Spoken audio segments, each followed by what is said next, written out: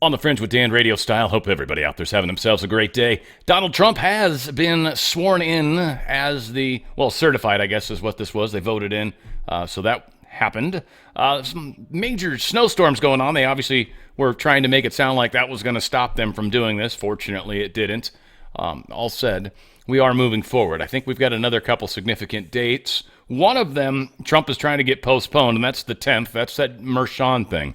The only reason I consider that significant is because if by chance Trump showed up, that would put his life at grave risk, I would think. I think the deep state desperately wants Trump dead. So I think he's been very cautious about where he shows up publicly, at least right now, until he becomes the actual president of the United States on the 20th, which I consider to be the other significant date.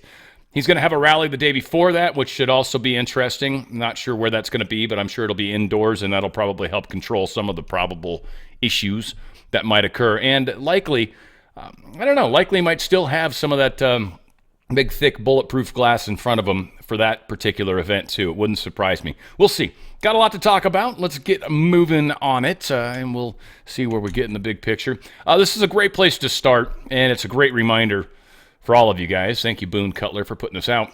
Protect your mind. Control your emotions. Be the calm in the storm. This is one of the most important things that all of us are bringing to the table right now. A lot of emotional baggage, a lot of emotional riffraff is being sent around, and a lot of people are being triggered left, right, and center. Be the calm in the storm. Either learn to meditate, get involved in meditation, do something along those lines, but be the calm in the storm. And you'll find that that's easier to maintain that calm when you actually come to terms with, meditation's just a great way to get through it. Just a relaxing, steady in-breath, hold it for a second, and then steady out-breath. You want the in-breath and out-breath to be of equal length. Small little pause in the middle, and focus on your breath. That's all you got to do. Focus on your breath. They call that the sacred breath. Focus on breathing. And some people say, really? That's crazy. Why? I thought you were supposed to have a clear mind. No. You're not supposed to get hung up on different thoughts. And focusing on your breathing actually causes you to stay centered and focused, and just continue to do that. Continue to do that, and you will actually find that you will find calmness, serenity, all sorts of wonderful things. So be the calm in the storm. That is one of the most important things that we as helpers can do during this time. All right, meanwhile, we got Senate Minority Leader Chuck Schumer. He has insisted that the Democrats didn't gaslight the public when it came to President Biden and his malaise, if you will. So they never sidestepped whether the outgoing president could have served another 4 years. He goes, look, we didn't, Schumer said in the Meet the Press Sunday when he asked about Americans who felt he and other top Democrats were forthcoming about Biden's, or weren't forthcoming about Biden's mental acuity or adulity. Let's look at President Biden. He had an amazing record, they're saying, even though he did nothing. He wasn't actually in charge. The legislation we passed, one of the most significant groups of legislation since the New Deal, since Lyndon Johnson's Great Society, putting in 235 judges, a record, blah, blah, blah, blah, blah. So, of course, they didn't lie to us, is what Schumer's trying to tell us. I think anybody that's even halfway paying attention realizes they did lie to us. Here is the guy that didn't win, and probably good reason he didn't win, and here is him, using the Lord's name in vain, that's for sure. My being the oldest president, I know more world leaders than any one of you ever met in your whole goddamn life. Wow, that was nice. Glad you shared that with us. Thanks, Biden. Biden bans new offshore oil and gas drilling. We talked about this yesterday, and a lot of people are a little miffed about this. I think the Fox News actually does a decent job on this. We'll go ahead and play this for you guys. Check it out. With less than 2 weeks to go, Joe Biden did something yesterday, and what he did was he signed a sweeping offshore drilling ban. And essentially what it does is it blocks 625 million acres of American land territory offshore, East Coast, West Coast, Gulf Coast, along the Bering Sea, so that it cannot be developed for drilling. Obviously, this is to send a message to Donald Trump. Not so fast. Caroline Leavitt, Donald Trump's incoming White House press secretary, looked at what Joe did yesterday and had this to say in the last hour. This is a disgraceful decision by the Biden administration. And I say the administration because we all know Joe Biden doesn't know what's going on. This isn't him. This is the radical left environmental extremists in his administration who don't care about what's in the best interest of the American people who just reelected President Trump with a resounding mandate to drill, baby, drill. This decision, the intent behind it is to enact political revenge on the American people and on President Trump. This is going to be Joe Biden's legacy, not doing what's in the best interest for the American people to bring down the cost of living and inflation that has been robbing them of their hard-earned paychecks every week. No, it's about throwing stones at those who don't believe in their ideology. It's about being anti-Trump, not pro-America. But that's all going to change on January 20th, rest assured. So Republicans could actually pass it as part of a reconciliation bill and reverse it. But in the meantime, look for it to get tied up in court. The other thing that can happen is, well, this is what can also happen. Like Donald Trump said, Biden is doing everything possible to make the transition as difficult as possible, from lawfare such as never has seen before to costly and ridiculous executive orders on the green news scam and other money-wasting hoaxes. Fear not, these orders will be terminated shortly, and we will become a nation of common sense and strength. MAGA. Excellent. Something also interesting, Quantico put this out, the MCBQ base access. Probably means a lot more to many of you military folk out there, but urgent security update in response to recent terror attacks in New Orleans and Las Vegas. The commander of the U.S. Northern Command has directed all military installations to immediately implement heightened security measures. These include 100% ID checks, random inspections, and suspension of the Trusted Traveler Program. Trusted Traveler Program was a procedure that allowed DoD-affiliated sponsors to vouch for vehicle occupants to gain entry into an installation. Drivers should expect delays and random inspections at entry gates as we enhance the security postures of our installations to ensure our ability to project combat power when and where required. This is a critical step in ensuring the security and readiness of our installations. Drivers should expect delays at entry gates due to increased inspections. And getting rid of that Trusted Traveler Program sounds like a really good idea, because I have a funny feeling that some of these DoD deep state bastards would be the ones that might potentially bring in now bad people, basically, right? So we'll see how that continues to play out, hopefully to the safety of our American troops. Police have some additional information they are sharing with us in regards to the Louisiana truck driver guy. This is long. I don't know if I'm going to play the whole thing. I might. It talks about what we've learned. And one of the things, too, to bring up, and I think I brought it up, too, but the fact that that lady was able to walk through his apartment, the news lady. First off, as a news lady, I've never, ever, ever in my life seen a news lady wearing stretch pants, ever, which is weird. That's not really an appropriate set of pants to be wearing, especially when you're going to be doing on camera and it's going to show below the waist. I mean, she had a great figure, don't get me wrong, but odd. Secondly, it's just very strange to be walking through a crime scene like that. It's giving a lot of people the, I don't want to say heebie-jeebies, but making them definitely think this feels like a psyop. This feels fake because they're letting them do this. Why? That's never been done before. So many strange things continue to come out. Now we're finding out this guy was using Google glasses. Check it out. Interviews are being conducted with hundreds who have been identified as knowing key pieces of this complex, evolving case. We have also tracked that Jabbar traveled to Cairo, Egypt from June 22nd until July 3rd of 2023. A few days later, he flew to Ontario, Canada on July 10th and returned to the U.S. on July 13th on 2023. Our agents are getting answers as to where he went, who he met with, and how those trips may or may not tie into his actions here in our city in New Orleans. We've also discovered that Jabbar made at least 2 trips to New Orleans in the months prior to the attacks. One in October and the other a month later in November of 2024.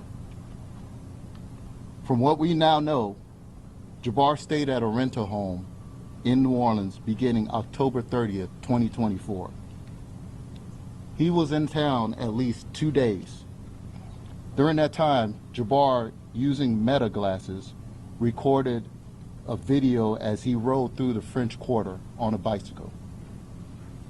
This video shows Jabbar during that trip in October with his Meta glasses. As we continue to learn more about that trip, we ask anyone who may have seen or interacted with him to contact us. Now, for more information, Meta glasses appear to look like regular glasses, but they allow a user to record videos and photos hand-free. They also allow the user to potentially live stream through their video.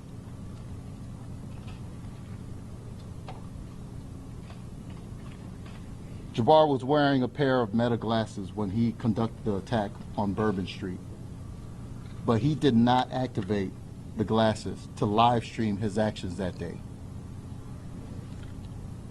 Thanks to information that is coming in from the public, we now know Jabbar was here in New Orleans also on November 10th.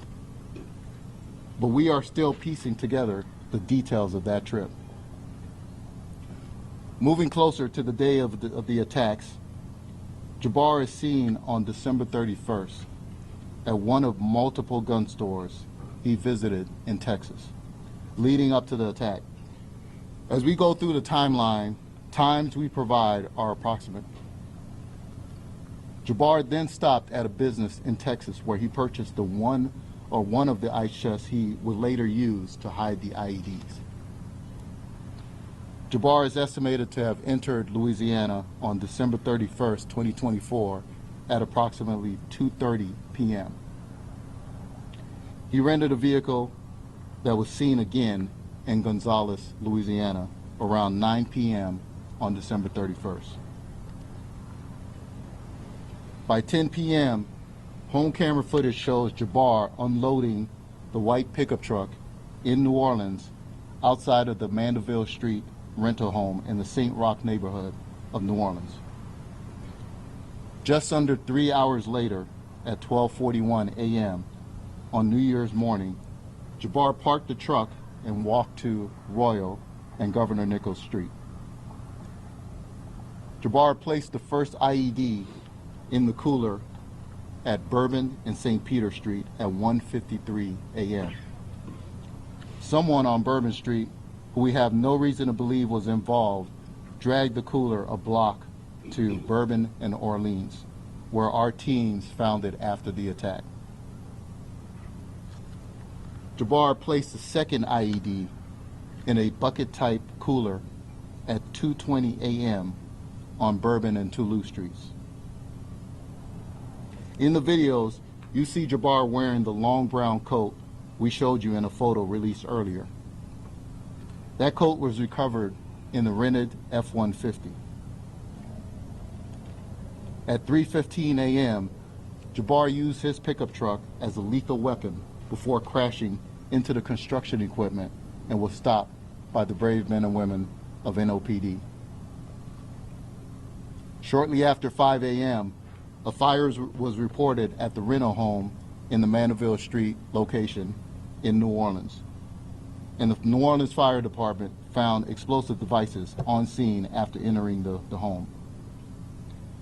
As we released yesterday, we strongly believe Jabbar was solely responsible for the fire on the Mandeville Street in New Orleans. We determined that he set the fire before heading to Bourbon Street, based on the ATF's investigation. And what we understand is that fire somehow burned itself out and didn't totally engulf the building, so kind of a blessing in disguise, I guess. New Orleans Assistant District Attorney was found dead in an apparent suicide. I have no idea this is related in any way, shape, or form, just certainly coincidental nonetheless. But Ian Kirsting, a beloved member of their office, apparently was, unfortunately, has passed away. Now, they're calling it suicide. I, at this point, don't trust anything that necessarily comes out, especially when it's an apparent suicide. All said, this individual has passed away, and certainly my condolences to the family, to anybody left behind that's dealing with that loss. That's certainly very sad. But the Orleans Parish DA's office family suffered terrible tragedy Saturday night. So much sorrow to those people in there that are involved with that. I want to remind you guys, of course, of my great friends at Goldco. They don't necessarily buy into all my crazy views on what's happening in the world, but I'll tell you one thing, they can help get you out of that system tax-free and penalty-free. There's a great way to protect your wealth. It's called a Precious Metals IRA. Your gold and silver kit is what we call it. So what you need, 4 data points, and you put in those 4 data points, and you're going to get your gold and silver kit. Now, here's the thing. If you do have a qualifying 401k or IRA, there's a couple really cool things that Goldco is going to offer up to you. One of them is up to 10% of free silver of the face value. Say you got $100,000 in your 401k. That's $10,000 of free silver just for coming on board and letting Goldco help you through this process. Up to 10,000 or up to 10% anyways. If it's a 50,000 balance you got, that's $5,000 of free silver. $1 million, that's $100,000 of free silver. It's an excellent deal to consider. 4 data points. You get your name, your first and last name, that's 2 of them, your email, and your phone number. Boom, done. And expect a call very shortly. Now, again, if you also have a qualifying 401k, no matter where you fill in your information, you're going to qualify for this collector's coin, this Ronald Reagan collector's coin. It's 1/2 ounce pure silver, 0.9999% silver. It is a beautiful coin, and it's going to be yours as a free gift just for letting them send you your wealth protection kit, for getting the information that can help you protect your wealth and help you get out of their system. Don't know what's going to happen to their system. I think a lot of us are speculating, but this is an excellent way to protect your wealth. And the prices of gold and silver have been moving up and up and up, and the expectation is that they've got a ways to go. Go to drslikesgold.com, drslikesgold.com. Let my good friends at Goldco help you out and help you get through this process. They have the best customer service ever. They've won all sorts of awards. In fact, the 2024 award they won for it. They're 5-star rated, and they are incredible. I've also worked with them. I'm also a customer, and I am a Goldco partner. So you would be helping out my channel as well. I appreciate that for sure. But most importantly, and this is why I am so gung-ho on this particular group, is it helps save you and your wealth. That's what I find to be remarkable about this. This actually protects you. I've helped a lot of people, and I've helped a lot of people help themselves. Go to drslikesgold.com, drslikesgold.com. Protect your wealth before they take it from you. And we definitely think that's what one of the big plans is that they've got. And how it plays out, don't know. I think there's a lot of people that think because Trump is in office that that's somehow going to change things. I think it just ups the ante, is frankly what I think it does. All right, so when it comes to... Actually, this isn't the vote yet. Hang on. Speaker Johnson informs House GOP that Trump wants to pass only one reconciliation package. This is kind of interesting. This is going to cause some people to get pissed. The people that are already just like 2 seconds away from getting pissed off at Trump, this is definitely going to feed that fire. House Speaker Mike Johnson on Saturday told the House GOP that President-elect Donald Trump wants a single reconciliation package, pushing back against the 2-bill plan that other Republican lawmakers are seeking. Johnson said this during a private meeting on Capitol Hill. Trump referred to the single reconciliation bill as one big, beautiful bill. Definitely sounds like something Trump would say. There are a group of us who support breaking it up into pieces, Rep. Andy Harris, the Republican from Maryland, told Fox News during an interview. The first piece, a very small border piece, where we would give the president the money that he needs to secure our southern border and start deporting illegal criminal aliens. He said that a 2-bill plan would be the fastest way for Trump to get funds for his plans for the southern border. The president needs some funds now, and that's the quickest way to do it, and that's the way, again, a group of us think we should do that. Saving the large, big, beautiful bill till the summer because it will take time to iron out. Jason Smith, chair of the House Ways and Means Committee, has been adamant that it should be only one bill, citing the slim margin held by the GOP in the House. There have been 2 reconciliations that have been signed into law. He says, there have not been 2 reconciliations that have been signed into law in the same year.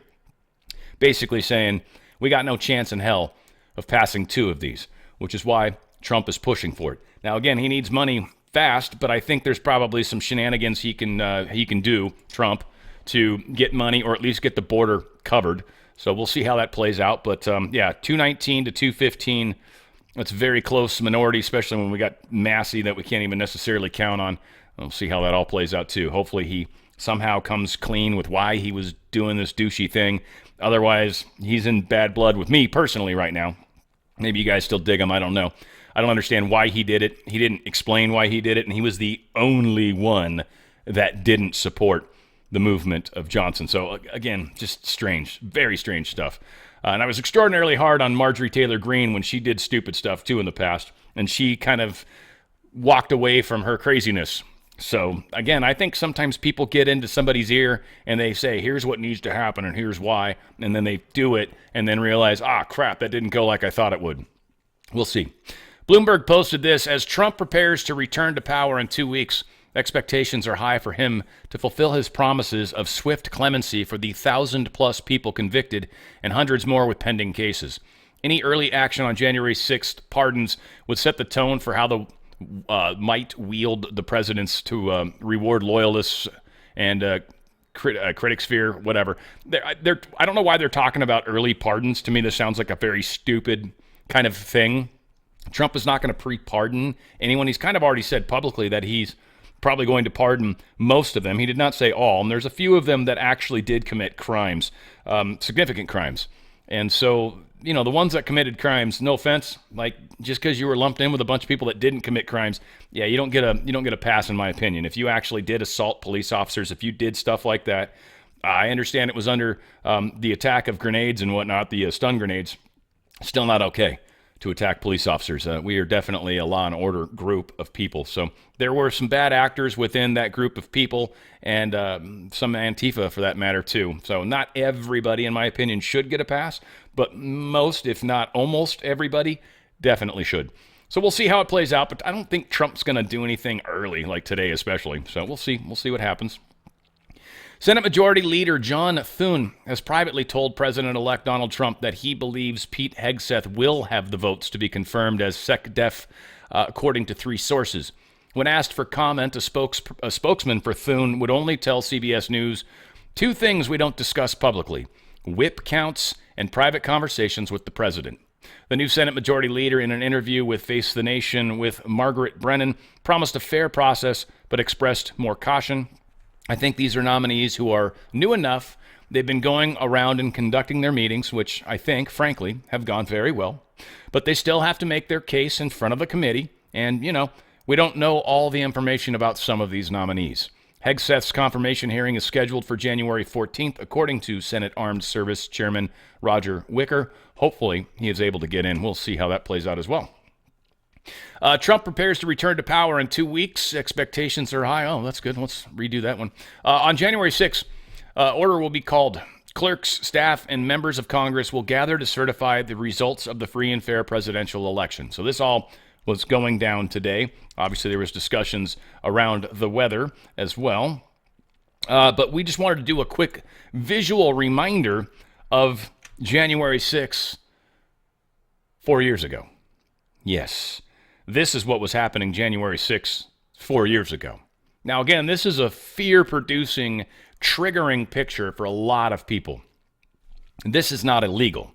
But what this does demonstrate to all of our lefty friends and all of our criminals within the enterprise of the government, this demonstrates how many of us care, how many of us want to see this country succeed, how many of us believe in MAGA, how many of us are willing to stand for what we believe in.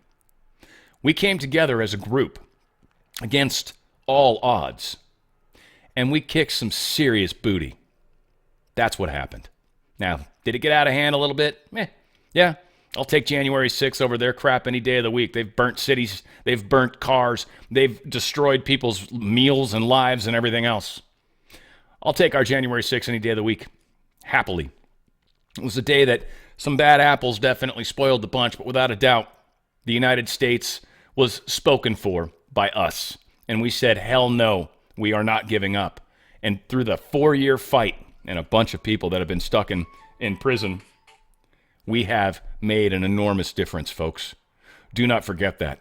Do not forget how far we've come, and remember how much further we're going to go. This is going to be an amazing time in the history of this country. An amazing time. And Dan Scavino's got a post coming up here shortly about that. Donald Trump said Congress certifies our great election victory today. A big moment in history. MAGA. Lots of snow in D.C. too, by the way. Lots of snow. In fact, I think we had, here's one image of some of the snow. This is Marjorie Taylor Greene's Telegram channel and her riding in. So a lot of snow. That's always something you want to see, a dude about to run out next to a car that you're in. But yeah, the snow is pretty severe. I guess I don't necessarily make a talk over this. But yeah, snow is really bad. I think we've got some more pictures of the January 6th shenanigans going on. We'll get there when we do. But here is Kamala Harris, candidate loser Kamala Harris. She issued a statement on the Electoral College certification. This was before it actually happened. We got the results, by the way, but let's kind of walk through the way the day played out. The peaceful transfer of power is one of the most fundamental principles of American democracy. As much as any other principle, it is what distinguishes our system of government from monarchy or tyranny. Today at the United States Capitol, I will perform my constitutional duty as Vice President of the United States to certify the results of the 2024 election. This duty is a sacred obligation, one I will uphold, guided by love of country, loyalty to our Constitution, and my unwavering faith in the American people. As we have seen, our democracy can be fragile, and it is up to then each one of us to stand up for our most cherished principles and to make sure that in America, our government always remains of the people, by the people, and for the people. May God bless you, and may God bless the United States of America. And may God bless you and your evil, wicked heart. D.C. shuts down due to snow as Congress prepares to certify the election, though they actually did make it. They did make it. Here is the certification, and this is the final little part where they do call it out. Let's go ahead and play this for fun. I actually watched it live. It was extraordinarily boring, but here it is. Steele and Joseph Morelli, tellers on the part of the House of Representatives, report the following as the result of the ascertainment and counting of the electoral vote for President and Vice President of the United States for the term beginning on the 20th day of January, 2025. The state of the vote for the President of the United States, as delivered to the President of the Senate, is as follows. The whole number of the electors appointed to vote for President of the United States is 538. Within that whole number, the majority is 270. The votes for President of the United States are as follows. Donald J. Trump of the state of Florida has received 312 votes. Kamala D. Harris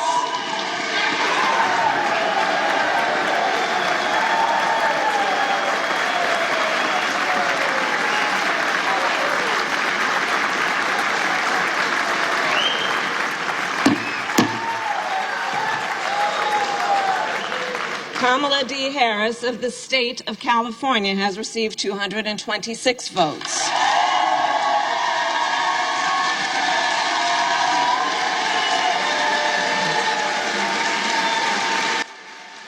Yeah, you get the point. A big boo for her, by the way, and D for dunce. I don't know. That's what I was thinking. Anyways, yes. So it was good. It was a very good day. This is pretty funny. Senator Deb Fischer's husband refuses to shake Kamala Harris's hand. Always fun. Congratulations. Thank you for your work. Thank you. Congratulations to you. Thank you. You're welcome. Okay, sure. It was the best, too, because he's like, thank you. Like, I don't want to touch you. Like, it was very obvious in the way he said it, and then her reaction was priceless. So that's super cool. Term limits, right? I mean, we got a crap show going on. Nancy Pelosi with her busted hip shows up with a walker. Excellent. And, of course, retarded McConnell. He can't walk at all because he'll fall down if he even tries to stand up. So, yeah, he's exceptionally stupid. Yeah, he can't even handle what's going on. So whatever the case is, it is what it is. I guess I don't have the video of the snow. Oh, well. A bunch of people were they were throwing snowballs at each other. It was just kind of funny. Great ton of snow, but not a lot of people. So whatever the case is, Dan Scavino Jr. posted this: January 20th, 2025 will be one of the most surreal moments of our lifetime, defying all odds. We, the people, did it. We still got to get that far, but needless to say, we're going to get that far. Leftist groups are planning an Inauguration Day insurrection. There's no way in hell they're going to be able to amass anything close to the number of people we did, but hey, good on you. If you guys want to try to show us your best version of a January 6th, but do it on January 20th, and that helps, by the way, because then we don't have to refer to January 6th and then be like, which one? We'll just say, yeah, January 20th, that event. And it'll be like, oh yeah, when the Democrats burned down the Capitol or whatever. Yeah, that'll be a different day, won't it? So yeah, they're trying to plan some sort of insurrection. I ain't going to get it going, but I intentionally brought it up because any help I can do, you guys feel free. Not you guys, not our people, but the bad guys. No, you good people, stay the hell away. Just stay away. You don't need to be in there unless you want to be there to see Trump sworn in, but I don't know how public it's going to be. We'll see. Trump's lawyers asked the judge to halt Friday's hush money case sentencing while they appeal to block it. This is a lot of weirdness going on with this whole thing, right? But President-elect Donald Trump on Monday moved to indefinitely postpone this week's sentencing in a hush money case as he appeals the ruling.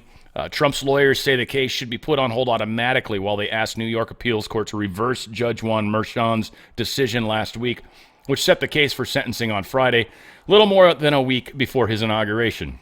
If sentencing proceeds as scheduled, Trump's lawyer argued he would be appealing the verdict while in office and will be forced to deal with criminal proceedings for years to come.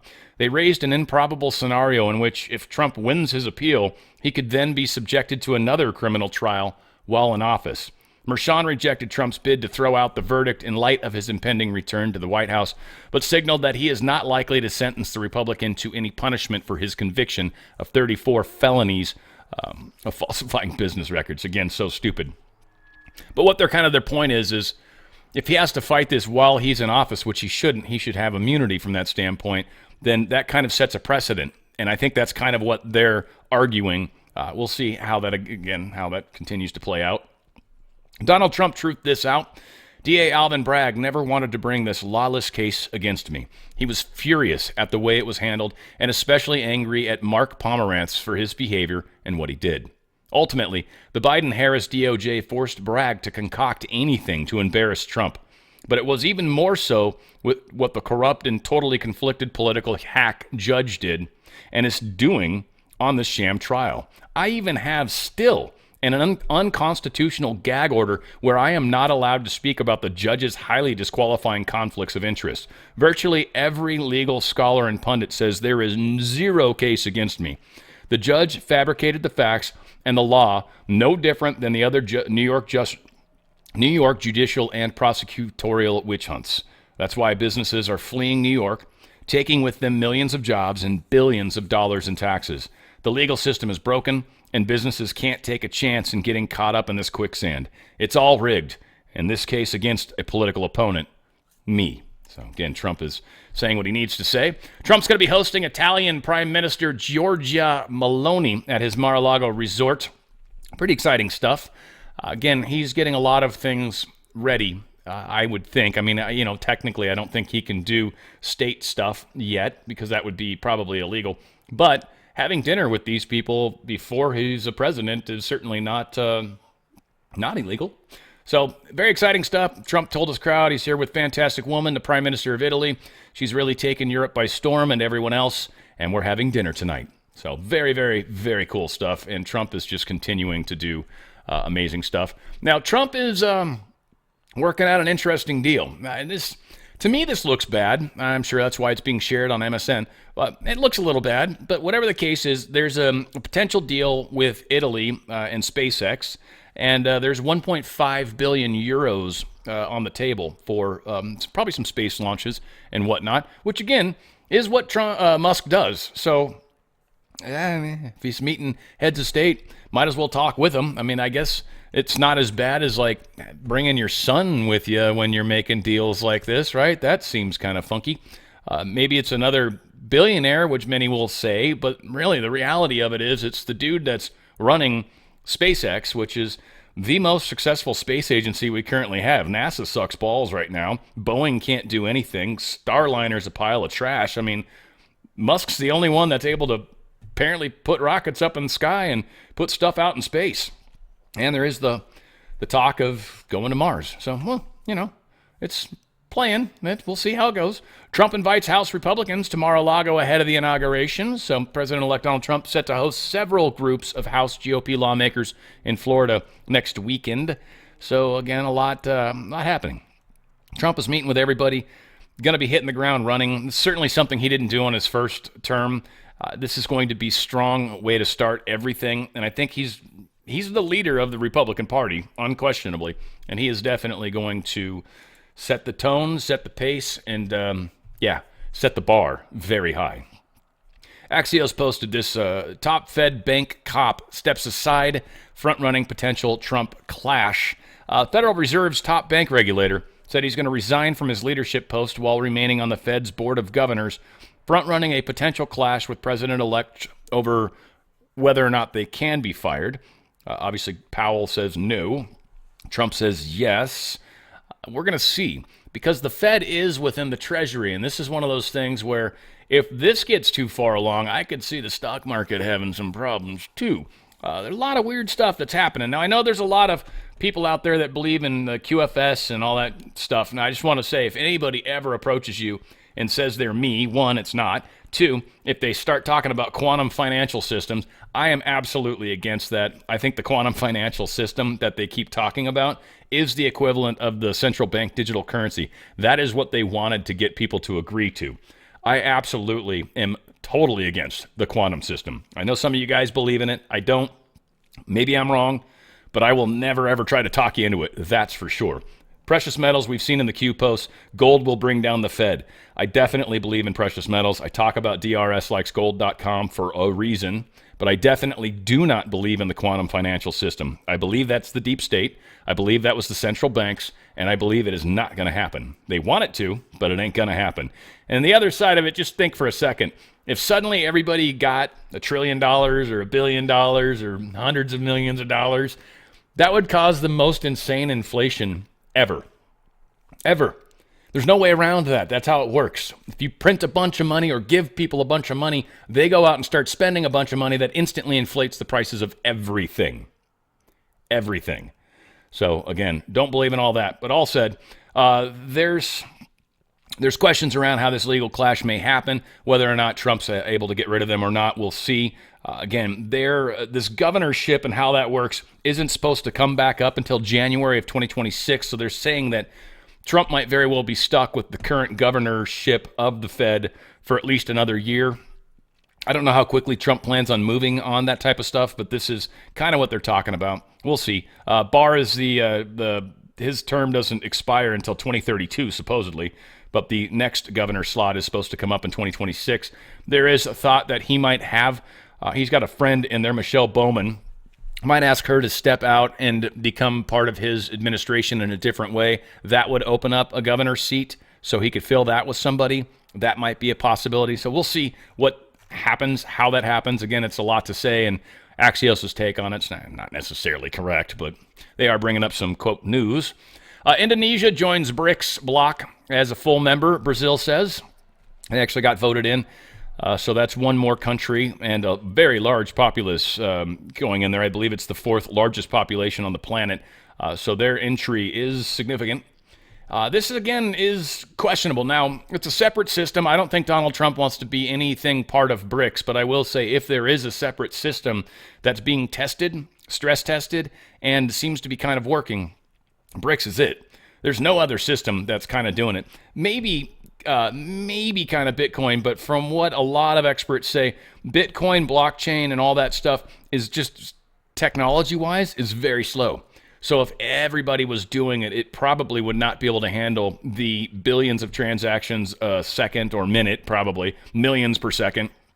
There's an insane number of financial transactions that happen around the world every single second, millions of them a second.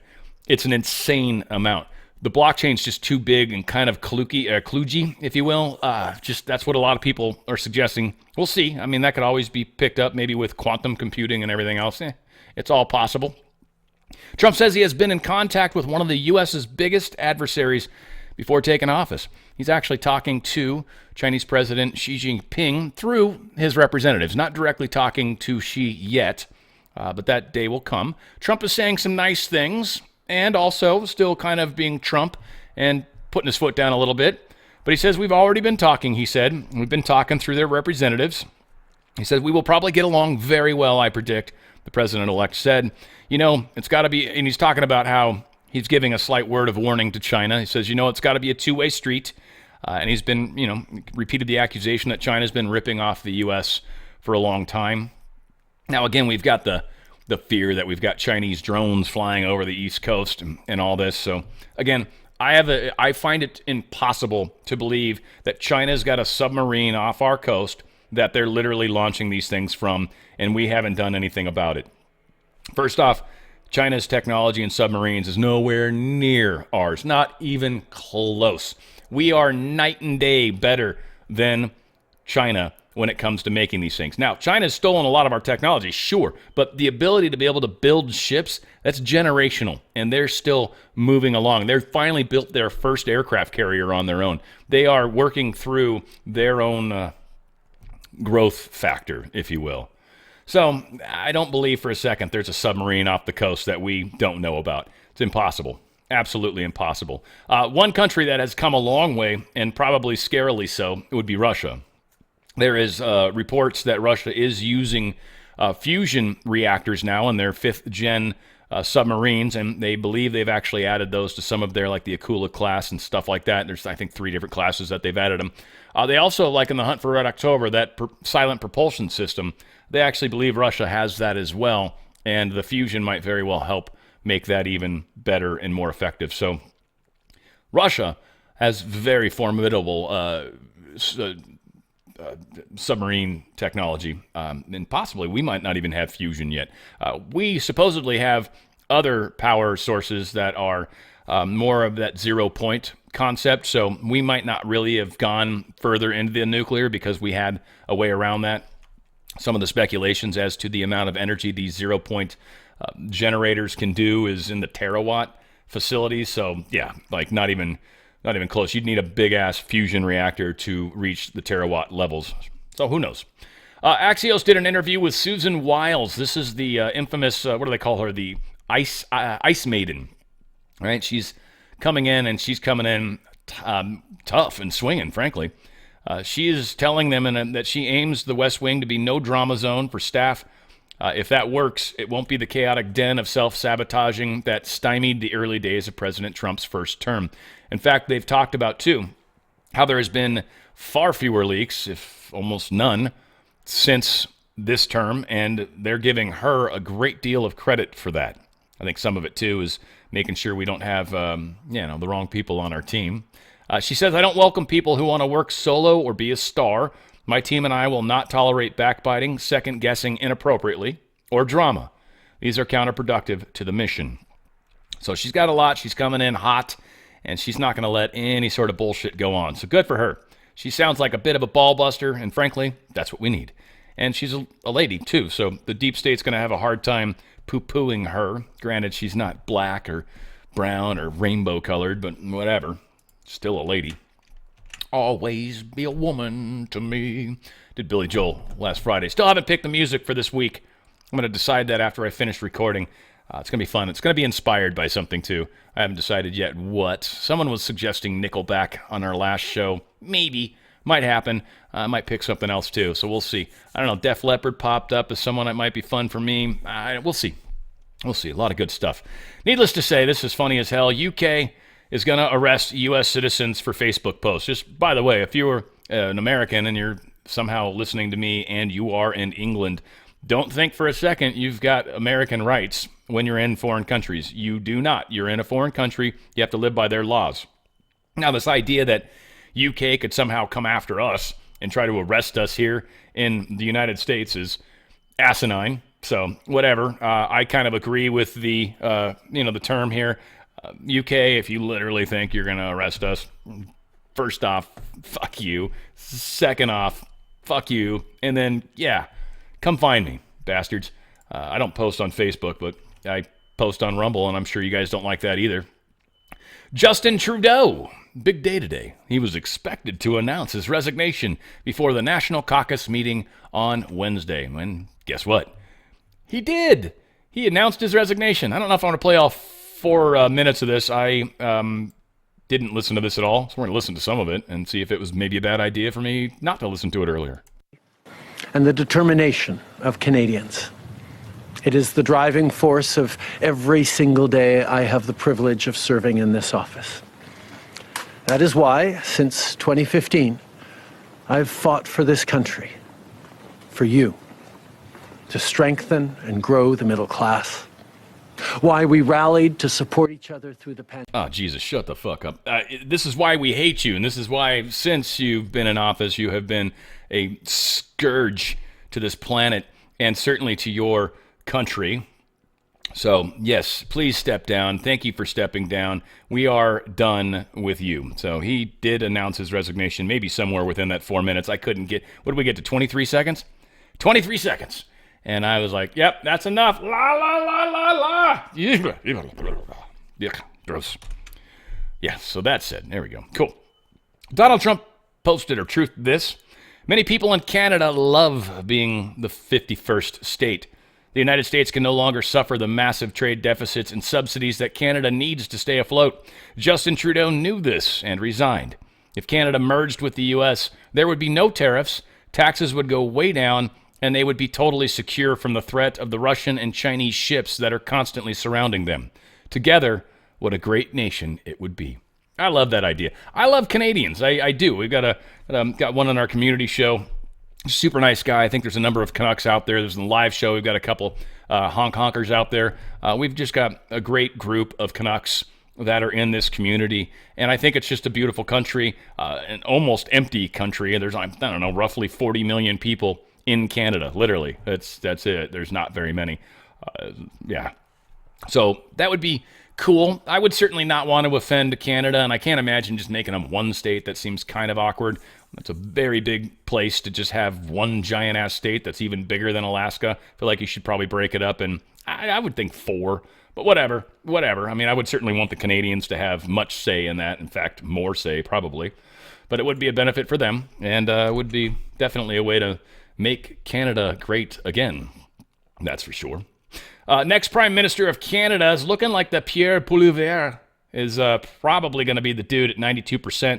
He is the, quote, conservative guy, and that is pretty strong stuff. The only person that's even got a fighting chance against him is, Chrystia Freeland at 5% and Jagmeet Singh at 2%. Yeah, they don't even stand a chance. Even if they pulled their old people together, they wouldn't stand a chance. So it looks like Pierre is likely going to be the new prime minister. We'll see how that plays out, or new governor. We'll see how that plays out. Elon Musk is starting a bit of a fight in England. My good British friend, Larry, because he gives me a fake name. That way I can say his fake name to people and it won't offend anybody. But he's a good guy. I chat with Larry often. He's writing some really good stuff. Might have to share one of his Substacks one of these days. He's actually figured out something with Edgar Allan Poe that is really remarkable. Poe is talking about kind of new physics and stuff. It's crazy. But he's actually shared some of it with me, and it's like, damn, dude, he's doing a brilliant job. So one of these days I'll get a Substack link, and I'll try to see if I can share it for you guys. But, yeah, good stuff. That said, what's going on in England right now is just insane. And Elon Musk is really stirring the pot. Now, maybe this is that kayfabe. Maybe this is just Musk trying to start some noise to create more attention in England. I mean, one of the greatest ways to get people talking about something is to do something like this, because the people on the left are going to talk about how crazy this, I can't believe Musk is doing this, but you get them talking about it. That's the win. There's no bad publicity. There's just publicity. So getting the left to talk about it gets people aware of it. And of course, the people on the right are, yeah, I don't know, Nigel, but I'd like to see you be a little more of a hard hitter. Nigel, again, is very much of the, I'm furious right now. If I tell you, I could tell you how furious I am. Look at the anger in me. You can hear it, right? You can hear how angry I am. Like, get some emotion. Get some backbone. Do something. But Elon Musk's publicly stated that Nigel Farage should be replaced as the leader of the Reform UK. shortly after the meeting, Donald Trump's Mar-a-Lago state. This morning, Farage described Musk as his American friend and chose not to criticize him for his controversial remarks regarding Sir Keir Starmer and other senior politicians. Musk had accused Starmer in his previous role as Director of Public Prosecutions of being complicit in the sexual abuse cases by British Asian men. During a BBC interview, Farage suggested that Musk's support boosts Reform UK's image, making it appear more appealing to younger voters. However, at a recent Reform rally in, Leicester? I don't even know how to say that. Farage distanced himself from Musk's endorsement of Tommy Robinson, the jailed former leader of the English Defence League. Today, Musk, who is closely associated with the president-elect Donald Trump, took to social media to express that the Reform Party needs a new leader. Farage doesn't have what it takes. In response, Farage expressed surprise but stood firm, stating, "Elon is a remarkable individual, but on this I am afraid I disagree. My view remains that Tommy Robinson is not right for reform, and I never sell out my principles." Not really a good imitation of him, but decent. This development comes shortly after the meeting in Florida, where they discussed a potential significant donation to Reform UK, reportedly up to $100 million. I'm betting Farage wants some of that money, but he's obviously not agreeing with what's going on right now. It's very posh. Let's see if I can actually get this to open up. There we go. Elon Musk has pointed to this, and he's responding to Yorkshire Lass. Says here's a list of MPs who voted against deporting foreign rapists. These people are evil and need arresting. We are being invaded. This is treason. And Elon Musk says it's unconscionable. And this list is, well, very long and distinguished. Much like my Johnson. It's from Top Gun. I had to go ahead and do that. Mav, even you could get laid in a place like this. Goose, I'm telling you, I'd just be happy to find somebody to talk dirty to me. Great movie. Love that movie. Musk has not stopped at that. He posted this. Prepare for some epic cringe. Apparently, Keir Starmer is going to respond to Elon Musk's grooming gang comments in a statement tomorrow. Why did this take so long? Many are asking. We'll see what happens with Keir Starmer. Keir just seems such like a German name to me, and I don't know if it is or isn't, but it just has that like that Sieg Heil kind of feel to it. I don't know. It's obviously cool. Like, I'm sure there's lots of Keirs out there, but it's strange nonetheless. I want to remind you guys of my good, healthy home group. I love these dudes, and I'm really enjoying the daily intake, and I'm actually finally gotten to the point where it's tasting kind of good to me now. It's kind of weird. It took me a little while. There's like a slight bitterness to it, almost like lemon in there or something. So I don't know, it gives it a little tartness, but it is delicious. And it is working. So Stem Active, very powerful. And stem cells are critical for your body's repair and rejuvenation systems. You eat 2 of these, and it instantly raises your stem cell level in your body by 2 to 6 million. Almost instantly, within like 20 minutes. Normally we have something like 12 million, 14 million, somewhere around that. This actually enhances that number significantly. Stem cells are special cells that can kind of go anywhere in the body and pretend or even be different tissue. Say, for example, you've got damage in your lungs. It can go into your lungs and be lung tissue. It can go into your heart and be heart tissue. It can go into your liver and be liver tissue, which is oddly one of the few organs we have that literally can grow itself back. Livers are surprising that way. Stem Active is a very powerful ingredient that can help you keep your body repairing mechanism in tip-top shape. It's one of those things that starts to get kind of crappy as we get older. Go to danradiostyle.healthyhome.com. That's danradiostyle.healthyhome.com. You're going to see the Stem Active. You're going to see Stem Active Gel, which is another way of getting the Stem Active inside of you. It's something you can drink instead of taking the pills. I take the pills. They're not bad. They're those gel-coated ones. Take 2 of them and bada bing, bada boom. You got this rock star stuff inside of you. Amaze is another one that I'm taking. Loss of collagen. So this helps with skin. This helps with your nails. Helps with your bones. Helps with your joints. Collagen is the most important protein in our bodies. It is used heavily.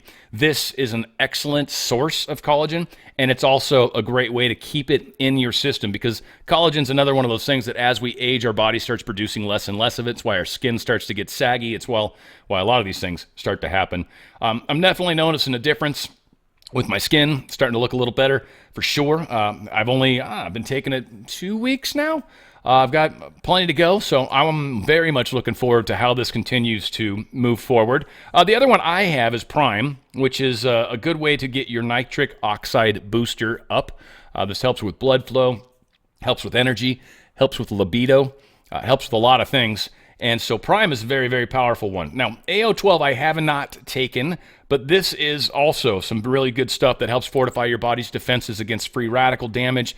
It's a powerful antioxidant from nature. So their cutting-edge formula, AO12, absorbs into your body easily, helping become a protective force in immune system support. Amazing products. They've even got Stem Active for your pets, by the way. Yeah. Your pets, get more stem cells into them. They do the same thing, help repair your pets for their little loved animals. Go to danradiostyle.healthyhome.com. That's danradiostyle.healthyhome.com. Check out some of these incredible products and start making that big step towards healing thyself, or as Healthy Home. Another way to say it is heal thy home. danradiostyle.healthyhome.com. danradiostyle.healthyhome.com. Make that big step. It's going to help you tremendously. We've got U.S. sent a bunch of heavy weapons to Ukraine prior to the war. So they knew the war was coming. They knew the invasion was coming. They were secretly sending all sorts of weapons, javelins, stingers, all sorts of crazy stuff. So they were, preparing for what ultimately happened. Now, in the big picture, it hasn't made a big difference, but Secretary Blinken was talking about this in an interview that he recently did. Ukrainian forces on Sunday, they launched a new offensive inside of Russia's western Kursk border region. This was that western area over there in the Donbass and all that stuff. This is one of the areas that Ukraine made a push back in August, and they were able to, I guess, make some progress inwards in that area. Russia seemed to have pushed them back. It seems they are trying to do a new offensive now. They came in from 3 different directions, so a lot of attacks going on. Obviously, Russia's aware of this. Again, I just want to see the war stop. I'd like to see people stop dying. Zelensky proposes spending $300 billion in frozen Russian assets to buy U.S. weapons. It's a bunch of money they basically stole from Russia, right, wrong, and different, whatever. And they want to use that to buy more weapons. To me, it sounds like they want to launder more money, of course. At least it's $300 billion. Wouldn't be our taxpayer money. They'd be stealing that from Russia.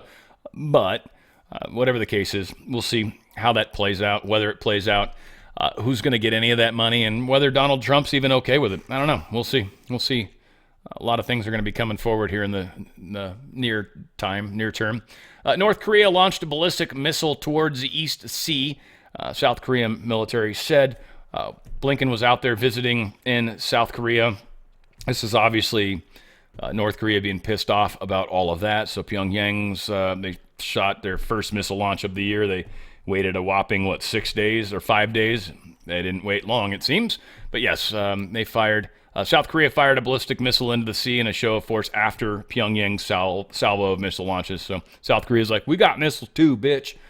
So that's what happened. That's a lot of fun. Taiwan asks South Korea for help. There was a Chinese ship that did another one of these anchor drags, which oddly happened in the Black Sea or Baltic Sea, one of those seas. There's thoughts that China did another anchor drag over there, and that was what broke one of those undersea internet cables and possibly ruptured a pipeline too. There are a couple things I think got damaged on that particular one. Now here's another situation where Taiwan lost one of their connections. They were able to not repair it, but kind of get it routed to another cable. But they're trying to get some help from South Korea to look into whether or not this Chinese ship, this Shungsing 39 cargo vessel, whether or not it was in fact dragging its anchor, and whether or not it did in fact probably destroy that cable. So China's doing some pretty effed up stuff. Deep state via China, whatever, however you want to look at it. And likely China is going to be one of the last bastions of the deep state once everything's said and done. I mean, it seems with Israel, they're destroying the hell out of the deep state. And right now they're talking about trying to get a ceasefire going, and Bibi is like, no, hell no. We are going to destroy Hamas, and that is that. First off, there's no proof that they even have the people still trapped. I think there's 34 hostages. There's no no proof that they're even still alive. And in fact, I think most people at this point are assuming they're not. It would be very rare for Hamas to keep someone alive that long, especially people they hate with every ounce of their being. Some of the controversial items that they're talking about sending, AIM-120 AMRAAM missiles, they're really good air-to-air missiles. Hellfire, AGM, they're there's the ones that, like the Apaches, those little 4 quad missiles, those are typically AGM Hellfires. We got 155 millimeter mortar rounds or artillery rounds, small diameter bombs, JDAM kits, which they're like thin kits that you can stick on a regular gravity bomb and actually make them controllable. Make them smart weapons, and a bunch of 500-pound bombs as well. So they're talking about sending about $8 billion worth of weapons. Again, I'm not sure how much of this, how much of this they launder. I still wonder how that all works out, but it is what it is. Egypt apparently has violated the peace agreement with Israel, and they've established some military obstacles within its own territory. I'm not sure how that's not okay. I mean, really, I don't think Iran should be going into Egypt. That seems a little strange. But if they're being attacked over the border, I don't know. But you're starting to get into some weird territory there. And Egypt definitely is not a country we want to necessarily bring into the war. That would probably bring Turkey in as well. And we definitely don't want Turkey pissed off. That's not going to be good. So the Israeli security establishment has detected military activity by the Egyptian army in central Sinai, which constitutes a violation of the peace agreement with Israel.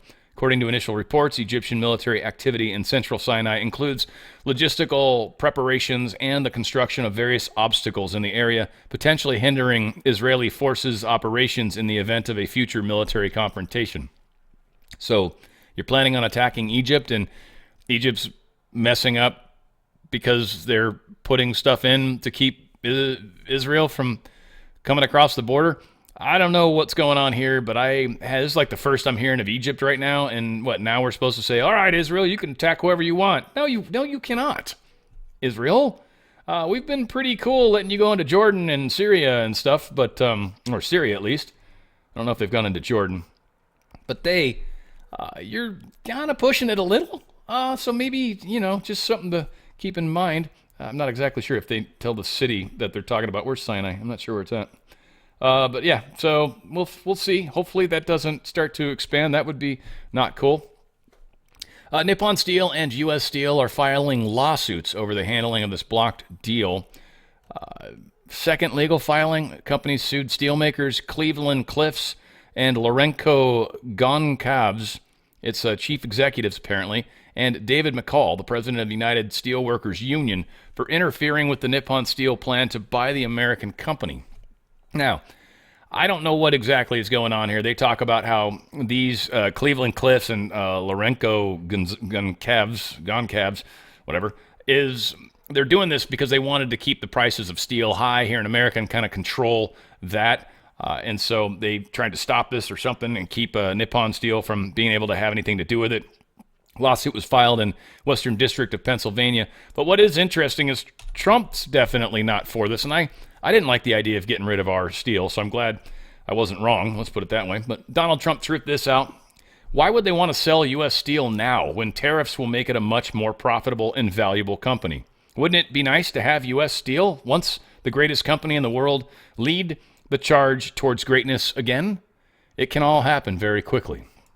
We'll see. Hopefully it does. Hopefully it does. Act Blue mystery solved? I don't think so. But interestingly, one of the lawsuits that was going on or that was pushing more looking into it has been dropped completely without prejudice because they said, oh, we were told they used my email on accident. It was a mistake. Okay, I guess we're going to let this go. So to me, what this feels more like is they don't want anybody looking into what Act Blue was doing, and they kind of want this to go away since the election's done. My guess is this is what they're trying to do, to limit the exposure of the corrupt criminal activities that were going on. I don't believe for a second that Act Blue is free from sin by any stretch of the imagination. Whatever the case is, this one individual, Mark Block, a longtime Republican consultant in Wisconsin, previously sued the progressive fundraising platform Act Blue in October after discovered an old Gmail address he'd used for campaign work in 2012 for presidential candidate Herman Cain had been used to make a small dollar donation to Democratic causes. So he's dropped it because they told him it was an accident. I don't believe that for a second, so whatever. Disney's going to combine its Hulu Plus live TV with streamer Fubo. Apparently, it's effed up beyond all recognition, right? That's Fubar. Sorry, that's close, though. Disney apparently bought 70% ownership of this company through stock. And so they now more or less control it, and Hulu. And so they're going to keep them separate, I guess, but they're still going to kind of come under the Disney umbrella. And so they'll probably figure out a way to ruin it or stream some sort of weird, inappropriate stuff for children or whatever. However Disney manages to ruin companies, it's always fun to watch happen. We'll see what goes on. And finally, Wall Street Journal posted, or whatever reported, that Pope Francis has appointed Trump critic at Washington, D.C. I guess this guy used to be the bishop in San Diego. He was promoted to archbishop, I want to say it's a couple years ago in 2022. He is now going to be the big boy. Is it Cardinal? Cardinal McElroy during Trump's first administration criticized the policies of separating migrant families. Right, so this dude is going to be the new guy to be pissed off at Trump. He's obviously anti-Trump. If you didn't know that, he is. And so, yeah, so Pope Francis named Cardinal Robert McElroy critic of Trump, the next Archbishop of Washington, D.C. Yeah, so whatever.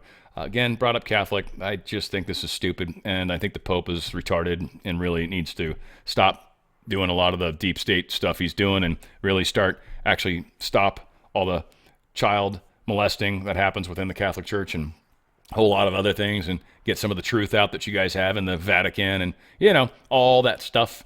Whatever the case is, we'll see how it plays out. It's going to be a wild ride, folks. Hope you're ready for it, but we're going to do it together. That's the fun part. Where we go one, we go all. It's on the Fringe with Dan Radio Style.